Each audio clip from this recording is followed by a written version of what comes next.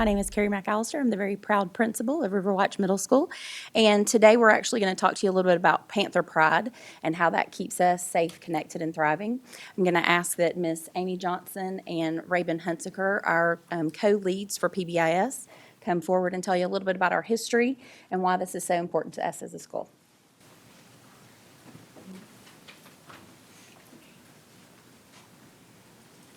Hello. I'm Amy Johnson. I'm Raven Hunsinger.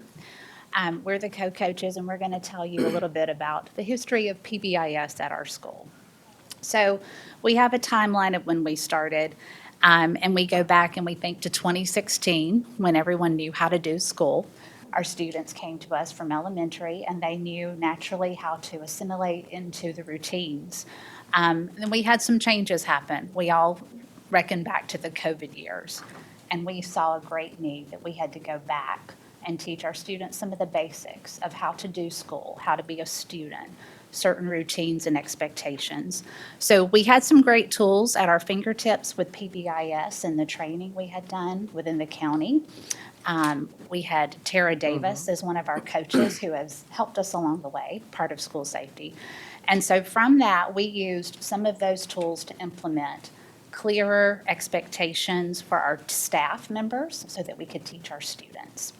In 2019, we morphed that into building a troubleshooting team. So it's not just led by one teacher or a handful of teachers, but we have teachers throughout the school that help develop our lessons of how we teach our students, that help communicate and promote clear expectations and clarity for how we behave and operate.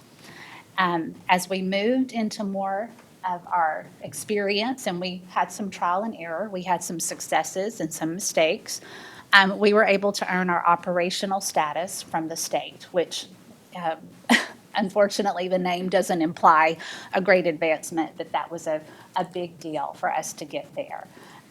We noticed that when we increased our intentionality in teaching our students lessons on day one of how we behave and operate, we had great success and traction.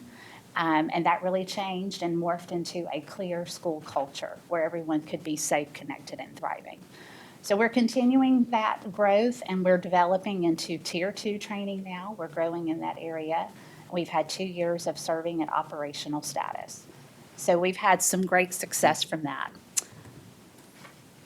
So what we do and why we do it, this comes into some of the critical elements that we have learned along the way and developed. So we're going to talk about some of these items today.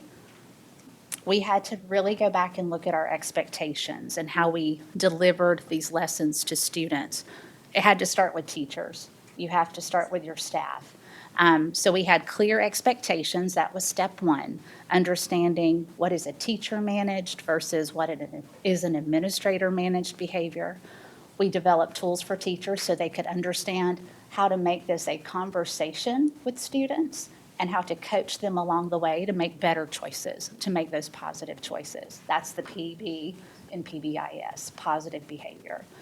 And then we had to, of course, get it student-facing. So that's the step 3. That's our matrix. So we have the PRIDE acronym standing for personal responsibility, respect, integrity, determination, and empathy.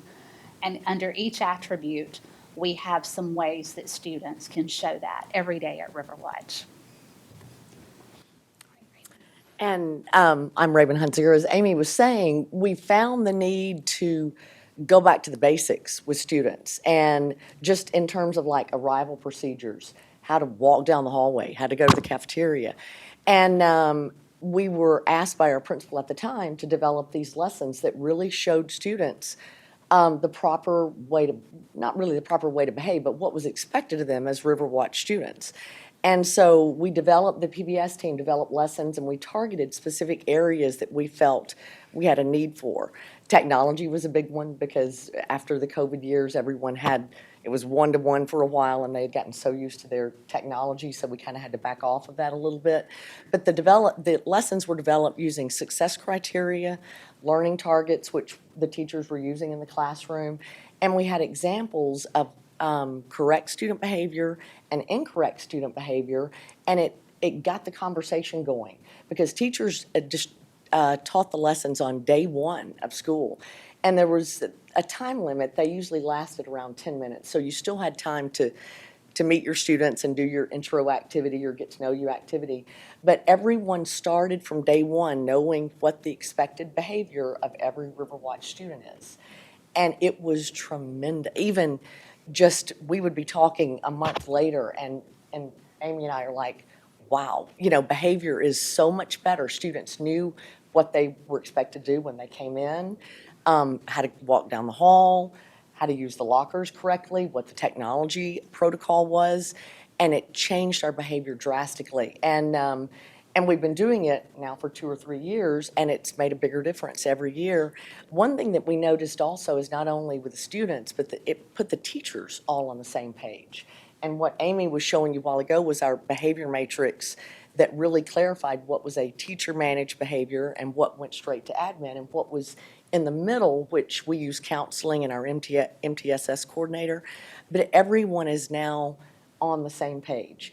And we develop booster lessons periodically during the year, the PBIS team does, that target specific behavior needs per grade level, because I teach 8th grade. 8th grade behavior needs might be different than 6th. So we can tailor those throughout the year for teachers to give to students that target specific behavior needs for their grade level. So it's made a tremendous difference in behavior. Oh, yeah. Sorry about that. Yeah, go ahead. So in order to build an effective program with PBIS and implement things that make a difference, here are some elements that we saw had the biggest impact on our growth. It mattered that it was a teacher-led initiative rather than being an admin initiative. It started with 2 teachers in the classroom who saw that need, and so we had some traction with our fellow teachers. We knew where they were. We were living that walk. We were dealing with it every day. So having someone who's invested in that and helping, be the boots on the ground, seeing the students every day, that made a big impact. Admin support is, of course, invaluable, because we couldn't have the time to teach the lessons without admin saying, sure, let's do it. Let's all do it. It's a school-wide initiative. Yes, we need some uniformity. We need some school-wide procedures. So that made a big difference as well. We also had to tinker with this and try. We learned that it couldn't be all good and all bad. We had to find a balance of dealing with referrals and discipline issues, as well as rewarding kids with points for positive behavior. So the students have now understood that system, and they have bought into it. It is definitely their currency. They love seeing that they can earn points and use them as credits to buy stuff in the school store. So they have found their currency. They see that it is intentional, that we are recognizing deserving students. And what I love about this is that sometimes those quiet, well-behaved, everyday kids slip through the radar. They fall behind because we're not recognizing them for all their good choices. So this way, we can be intentional and they can earn points and get that accolade just as much as someone who is struggling and learning how to behave. Okay. So our acknowledgments is a big part of what we do. We not only do it for students, but we also do it for staff. We also came together this year. We had our first ever Panther Pride Assembly, where school-wide we acknowledged all the great things that we do, where we are thriving, where we are connected through our clubs and through our service projects and all our initiatives. We are also looking at that vertical alignment with Lambert. We had some Lambert guests come and speak with our students. So we are growing that area, but it was a great success. And we sent students over to Settled Bridge. Yes, to we get did. that vertical alignment from elementary all the way through high school. Yes, we did. All right, I'm going to throw it back to Ms. McAllister now. Thank you. So as you can see, if you want to see it, you have to teach it, and that's one of the things that they have done for several years.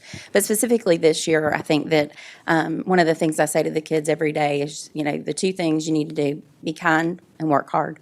And that's what Panther Pride is. And so I would like for you to hear from our students about what they have learned in the past 2 or 3 years, depending. We have 7th and 8th graders that are here today to speak with you. Hi, I'm Grace Hubbard, and I'm an 8th grader at Riverwatch Middle School. For me, pride has meant having respect for everyone, whether that is the faculty or the students. Pride has made me better connected to my peers. Hi, my name is Natalia Gomez Gonzalez, and I am a 7th grade ambassador at Riverwatch Middle. I think pride helps students know their expectations on what to do in school. It helps students connect with their peers around them for an everyday basis. Hi, I'm Gabrielle Ruiz, and I am in 7th grade and an ambassador at Riverwatch Middle. The PRIDE acronym has definitely helped me connect with all of my teachers and mentors personally. And I've been able to show all of my peers, mentors, and obviously teachers that I show personal responsibility, respect, integrity, determination, and empathy on an everyday basis. Hi, my name is Trey Collins, and I'm the 8th grade vice president at Riverwatch Middle School. Panther Pride to me means to persevere and go the extra mile, to do more than you're expected to do, and to be and act better than you're expected to be. To me, it means to thrive, and not just in school, but in the real world too.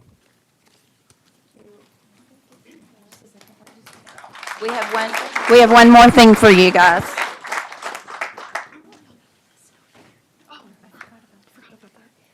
So this is for you guys to show appreciation from everyone. We've all signed it. It has little messages inside of it. Yes, go ahead. So this is for School Board Appreciation Month.